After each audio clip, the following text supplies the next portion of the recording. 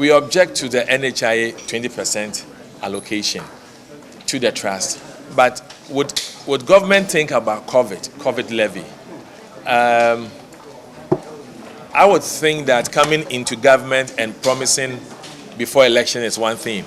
So if you have promised that you would actually repeal that act that actually establishes the COVID levy, and you will scrap that tax off, I would think that there's nothing wrong for government to be bold to say, sorry, we meant this at this time, and this is the situation we find ourselves, so that the COVID fund could be earmarked to support this work of the trust. Now, what happens to Agenda 111? You are saying the trust is going to take care and support specialist services, infrastructure, equipment, and services delivery. Now, are you going to look at completing some of the Agenda 111 projects and convert it into specialist hospitals?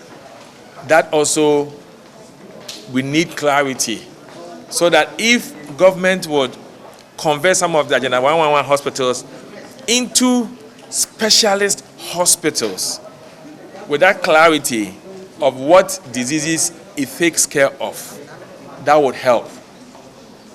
So they should rethink about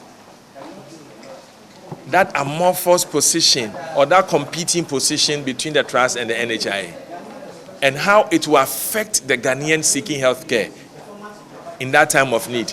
And also rethink about the financing. The financing is absolutely not the best.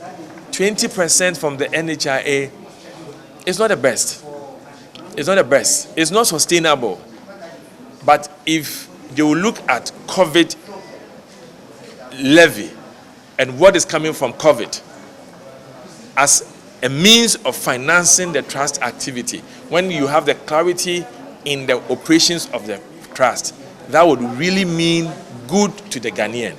So these are the pertinent issues that we think objectively government must submit to. Submit to the issues of services. What services, at what point NHIA stops, and at what point the NHIA outsource this to a trust. Clarity. The transition position. In that transition period where the trust is established and operational, you are saying that when I'm having a specialty care, I would apply for 2 weeks. Now, in that 2 weeks period, who takes care of who? That question has to be solved. And then to sustain the trust, not 20% from the NHIA, it must come from a sustainable financing. And for us, we think we should look at the COVID fund. And this is not issue of ego. This is not issue of Ghanaians. If you have promised something and you've come in and you need the money, make a case and keep it and improve the health of the people, and you are saving them. So this is not about politics.